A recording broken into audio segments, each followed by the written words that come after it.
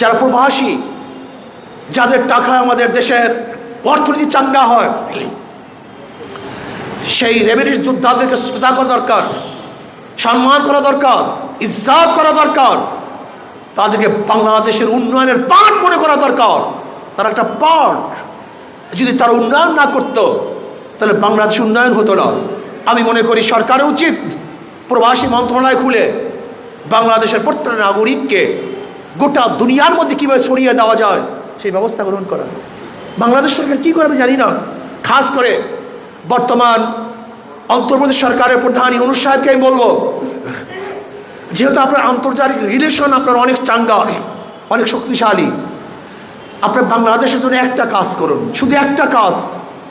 সেই কাজটা হলো এই, আপনি গোটা দুনিয়ার মধ্যে আমাদের বাংলাদেশের জনশক্তিকে কিভাবে সাপ্লাই দেওয়া যায়, গোটা দুনিয়ার মধ্যে আমাদের বাংলাদেশের জনশক্তিকে কিভাবে নেওয়া যায়, আপনি শুধু একটা ব্যবস্থা করুন, অন্য কিছুর দরকার নেই। যদি একটা ব্যবস্থা শক্তিশালী করতে পারেন, কিয়ামত পর্যন্ত আপনার নাম সবাই মনে রাখবে। বাংলাদেশ চাঙ্গা হয়ে যাবে, যুবকরা বেকার থাকবে না, আমাদের অর্থনীতি অনেক বেশি চাঙ্গা হয়ে যাবে, শক্তিশালী হয়ে যাবে। কাজে বাংলাদেশের বেকার যুবকদেরকে, বাংলাদেশের বেকার মানুষদেরকে কিভাবে বিদেশে পাঠানো যায় এবং বিদেশে নিরাপত্তার সাথে পাঠানো যায়, হয়রানি শিকার না হয়। আমাদের দেশের সরকার আমাদের জন্য কিছুই করেনি। আমাদের হাজারো ঋষি, চামার, কুলি, মজদুর, কৃষকরা ধার করে, ঋণ করে, সুদে টাকা নিয়ে নিজের জমি বিক্রি করে বিদেশে যায়, বিদেশে গিয়ে আমাদের দেশের রেমিটেন্সকে চাঙ্গা করে, আর আমরা তাদের সাথে দুর্ব্যবহার করি। শুধু কি তাই, বাংলাদেশের যে রাষ্ট্রদূতগুলি আছে বিদেশে, আমাদের দেশের কোনো প্রবাসীরা বিপদে পড়লে তাদের সাথে ভালো ব্যবহার করে না। আমি নিজে সাক্ষী, ভালো ব্যবহার করে না, শ্রদ্ধা করে না, সম্মান করে না। আপনি কি জানেন বাংলাদেশের একজন শ্রমিকের যেই দাম, অথচ ভারতের শ্রমিকরা একই কাজ করবে তার চেয়ে কম কাজ করবে, তাদের বেতন বেশি। এর কারণটা, বাংলাদেশের একজন প্রফেসর, ডক্টর, ভালো সাবজেক্ট পড়াবে বিদেশে, তার বেতন, এবং ইন্ডিয়ান যদি একজন প্রফেসর একই সাবজেক্ট পড়ায় তার বেতন অর্ধেকেরও কম। শুধু বাংলাদেশে হওয়ার কারণে। জানেন না আপনারা অনেকেই, এই খবর কিন্তু অনেকের নেই, আপনাদের অনেকের নাই।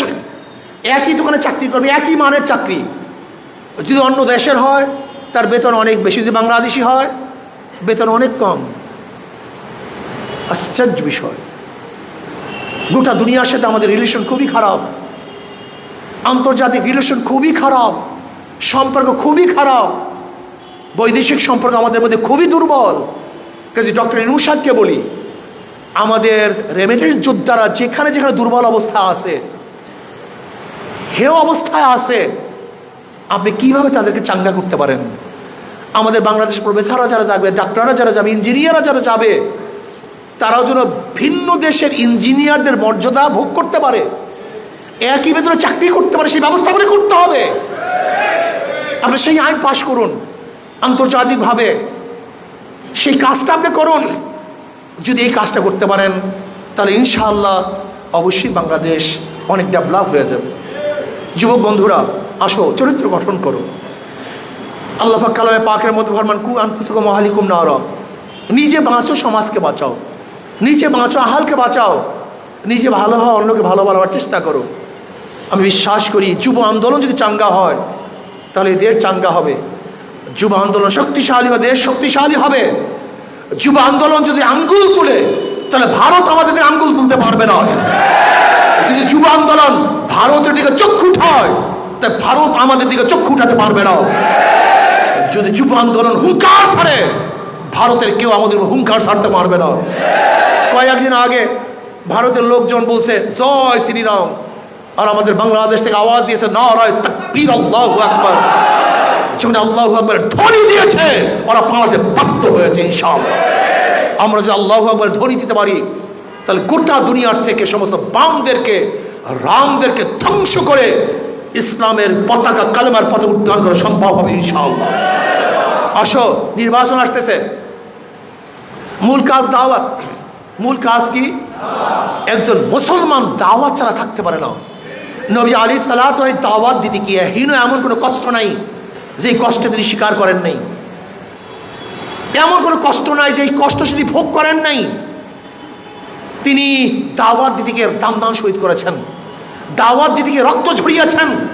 আর তুমি আমি দাওয়াত দিতে গিয়ে ঘর থেকে বের হই না, সামান্য ঘাম ঝরাই না, রক্ত ঝরাই না, আমাদের জুতাওকে ক্ষয় করি না, তুমি নবীর উত্তম উত্তরসূরি হতে পারো না। এই নবী আলাইহিস সালাম দাওয়াত দিতে গিয়ে নিজের ঘর ত্যাগ করে হিজরত করতে বাধ্য হয়েছেন। সাহাবারা এই দাওয়াত দিতে গোটা দুনিয়ার মধ্যে ছড়িয়ে পড়েছেন। আমি যুব আন্দোলনকে বলবো, আজকের থেকে মেজাজ দাওয়াতই করো। এমন কোনো মানুষ যেন না থাকে যে দাওয়াত থেকে মাহরুম হয়। প্রত্যেকের কাছে কাছে দাওয়াত নিয়ে যাও, প্রত্যেকের ঘরে ঘরে দাওয়াত নিয়ে যাও। দাওয়াত ইসলাম আসলে কি হবে? এই যে এইমাত্র বক্তৃতা করেছি, ইসলাম আসে সাম্য, মানবিক মর্যাদা, সামাজিক ন্যায় বিচার প্রতিষ্ঠিত হবে। প্রত্যেকটা মানুষ তাদের অধিকার নিয়ে বাঁচতে পারবে। পুরুষ, মহিলা, হিন্দু, বৌদ্ধ, খ্রিস্টান, যত ধর্মের মানুষ আছে সবাই সমানভাবে ধর্ম পালন করতে পারবে। ইসলাম হুকুমত আসলে জানমাল, ইজ্জত, আবরু, নিরাপত্তা প্রদান করা হবে। ইসলাম আসলে কেউ খাবে কেউ খাবে না তা হবে না, কেউ থাকবে 10 তলায় কেউ থাকবে নিচতলায় তা হবে না, খোলা আকাশের নিচে কোনো মানুষ থাকবে না ইনশাআল্লাহ। কাজে আসি ইসলাম হুকুমত কায়েম করি, দাওয়াত দেই, সবাই কাছে কাছে যাই। নির্বাচন আসতেছে, ওই যে শান্তির প্রতি হাত পাখা, যারা নৌকা নির্বাচন করে, যারা নৌকা নির্বাচন করে তারা নৌকা চালাতে পারে না, যারা নাঙ্গলি নির্বাচন করে তারা নাঙ্গল বইতে পারে না, যারা ধানি নির্বাচন করে ধান কাটতে পারে না, যারা কুঠার কাস্তেরি নির্বাচন করে তারা লাকড়ি ফাটতে পারে না। কিন্তু হাত পাখা এমন এক প্রতীক যে নিয়ে নির্বাচন করে সেও চালাতে পারে, যারা নির্বাচন করে তারাও চালাতে পারে, পুরুষরাও চালাতে পারে, মহিলারাও চালাতে পারে, হিন্দুরাও চালাতে পারে, মুসলমানরাও চালাতে পারে, গরিবরা চালাতে পারে, ধনীরা। এই প্রতীক হলো হাত পাখা, শান্তির প্রতীক। কারেন্ট ফেল করে, হাত পাখা ফেল করে না। কারেন্ট যেতে পারে, হাত পাখা আমি ছেড়ে যায় না। বিছানায় অন্য কোনো মার্কা না থাকলেও মানুষ আদর করে বুকের উপরে হাত পাখা নিয়ে ঘুমাতে থাকে, কথা ঠিক না? এই প্রতীক শান্তির প্রতীক, প্রতীক শান্তির প্রতীক। আমি বিশ্বাস করি হাত পাখা যদি বিজয় হয়, এই জনগণ বিজয় হবে। হাত পাখা বিজয় হয় দেশ বিজয় হবে, হাত পাখা বিজয় হয় জাতি বিজয় হবে, হাত পাখা বিজয় হলে ইসলাম বিজয় হবে, হাত পাখা বিজয় হলে মানবতা বিজয় হবে। কাজে আসুন, আগামী দিনের রাষ্ট্র হবে, দেশ হবে কোন দেশ? ইসলামের দেশ। আগামী রাষ্ট্র হবে হাত পাখার দেশ। সব মার্কা দেখা শেষ, হাত পাখার বাংলাদেশ। সব মার্কা দেখা শেষ, হাত পাখার বাংলাদেশ। ডিজিটাল বাংলা দেখেছি, সবুজ বাংলা দেখেছি, সোনার বাংলা দেখেছি, স্মার্ট বাংলা দেখেছি।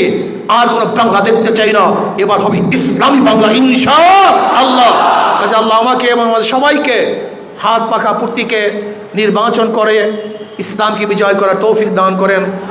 ওমা আলাইনা ইল্লা